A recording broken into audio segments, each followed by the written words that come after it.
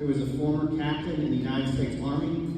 Recently, I had the opportunity to hear Mr. Matthews give a talk on his military service, and after hearing his message, I asked if he would come and join us today to speak. The Vietnam War was at its peak when Craig enlisted in the Army at age 19. He had carefully signed up for a 4-year enlistment with the understanding that he would not be assigned to any combat duty. He soon learned that the Army had another plan, and 6 months later, young Private Matthews found himself carrying a machine gun in the lush jungles of Vietnam. He spent 11 months of his deployment in combat and was wounded on July 4th of 1969. Fortunately, his wounds were fairly minor, and Craig was able to return to combat duty within a few days. Within 8 months, he was promoted up the ranks to sergeant and later to staff sergeant at age 22 after returning to the States, followed by airborne training at the Army's parachute jump school. During his time at Delta Company in Vietnam, they were often flown in and out of battle areas by helicopter, and it was there that he developed a passion for flying. So after returning to the States, he made his way through officer candidate school, was commissioned as a second lieutenant, and then on to helicopter flight school, and became a Huey helicopter pilot. He went on to become a test pilot and aircraft maintenance unit commander while flying with the 101st Airborne Division located in Fort Campbell, Kentucky. He left active duty as captain after 8 years and went on to fly Cobra gunships with the Arizona National Guard. Please join me in welcoming Captain Craig Matthews.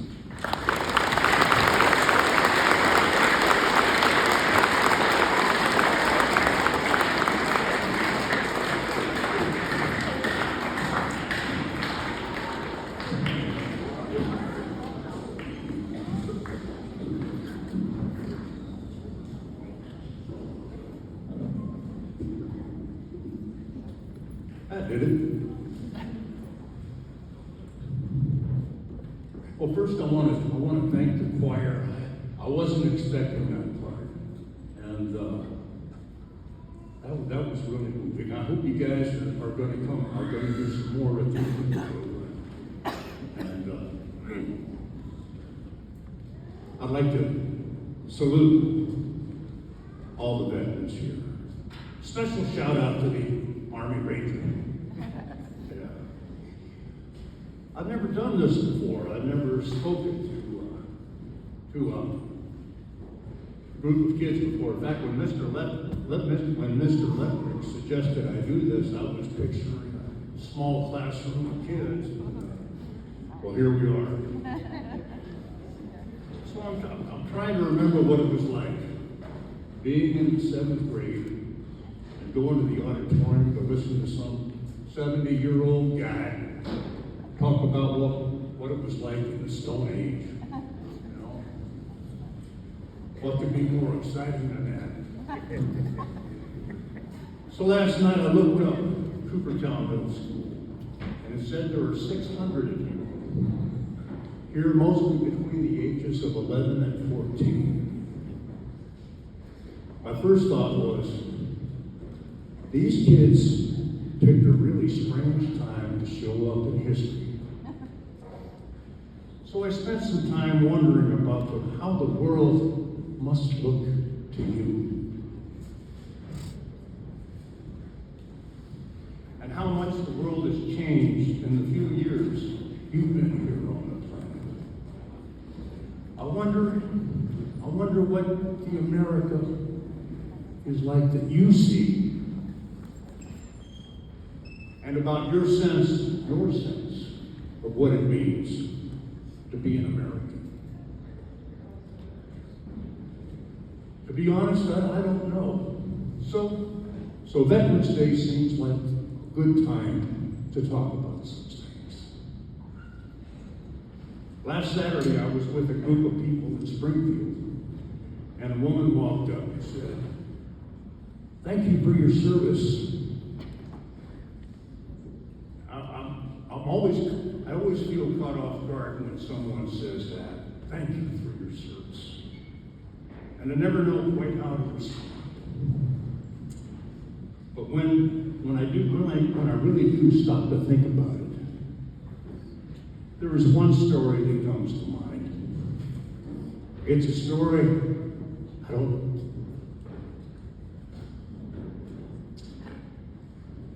It's a story I don't talk about very often, but it's one I think maybe you should hear. Last summer, I got to spend a few days up in Washington, D.C., and I spent a lot of time seeing the monuments and the memorials. It's hard to put into words, but you get the feeling, you get a sense of all the things our country has been and done and seen for the last 250 years. If you get a chance to go there, it's really worth the trip. And just before leaving D.C., the last thing on the list was to stop by and see 11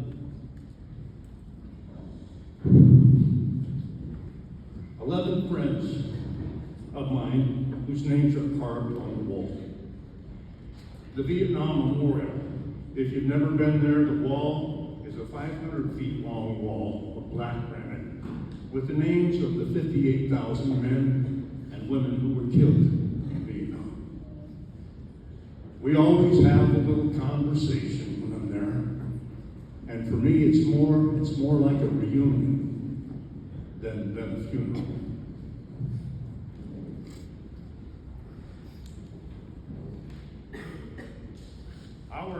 Our platoon was usually around 20 to 25 guys, and we were together 24 hours a day, 7 days a week. So we were kind of like family, whether we liked it or not. Each of us was there to serve 1 year in Vietnam, but we all came in at different times throughout the year, so there was always the old guys rotating out at the end of their year, and the new guys coming in to replace them. For combat soldiers in the infantry, most of that year was spent in the jungle or the rice paddies, or what we usually just called the bush. I'll always remember those guys as seasoned combat soldiers, and they were, but they were actually kids. Most all of them were between 18 and 21, except for the oldest guy, our company commander, Captain Jensen. He was 24. Some of the faces have faded over time, but there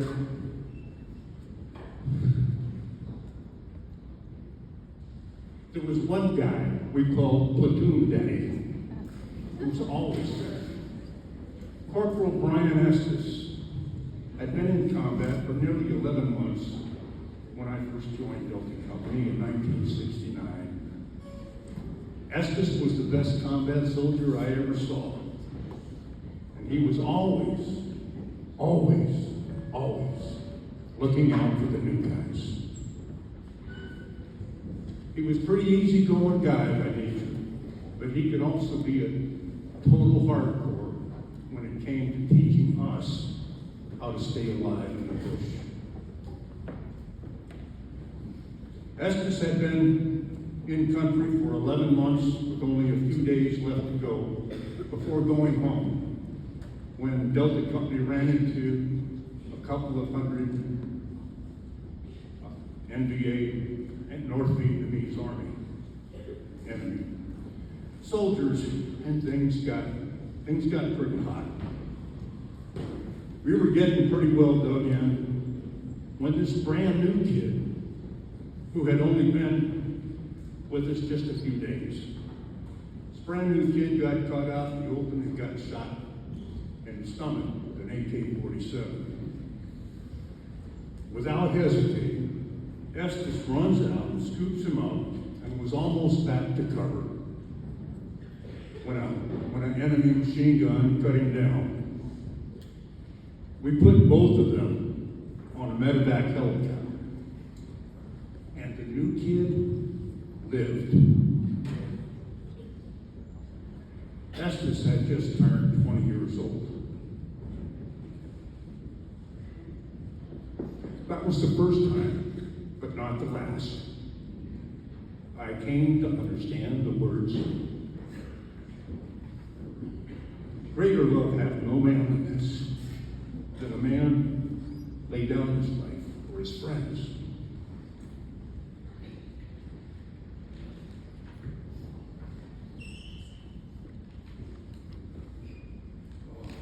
We'll get there. And I thought about my grandfather, Clarence Matthews, who fought in the muddy trenches in France in World War in 1918.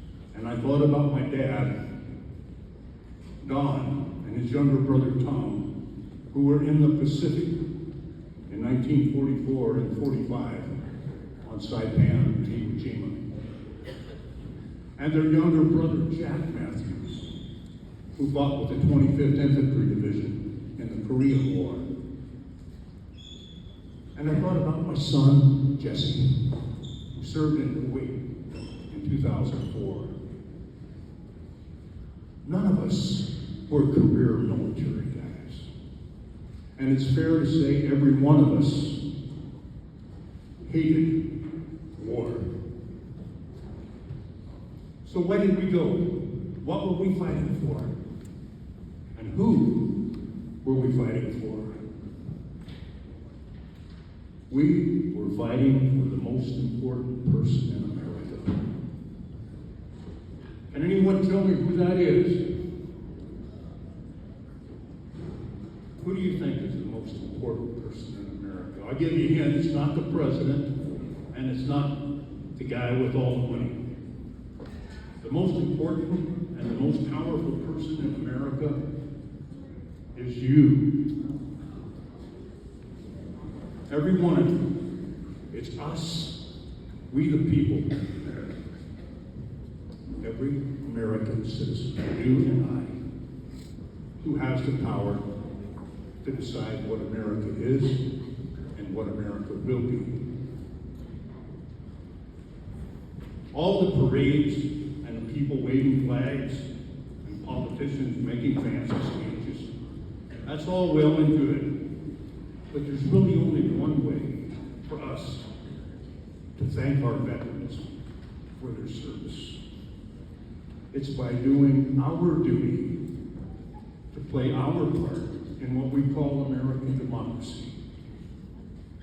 We begin by simply living good lives and being kind and respectful to everyone we know. Our veterans made it possible for us to live in a world where we can live that way.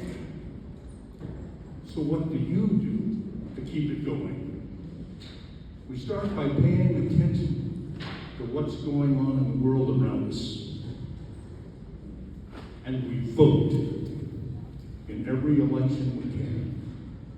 Just like our veterans did their duty when the time came. It's our duty to vote when the election comes around. Can you believe that 1 out of every 3 adults in Robertson County never even bothered to vote? I take that real personal. That's like telling me that everything we did and everything Brian Estes died for doesn't mean anything at all. I know you guys can't vote yet, but what you can do right now is to learn about how this country works and what your part in it is. Last night I read that starting this year, the 2025-26 school year, they are teaching you a year-long civics education course for the 8th grade students. And I found out when I got here, Mr. Oakley let me know that those classes are not happening yet, but they're supposed to be. The Tennessee legislature has said it's going to be so. So I want you to do me a favor here, guys. If you want to thank a veteran, if you want to call yourself an American, then pay attention in civics class. And to the teacher that's going to teach that class, thank you for your service. But being a good American isn't just about voting or knowing what's in the history book or about waving the flag. It's about how we treat each other every single day, including right here in Coopertown Middle School and with everyone in our community.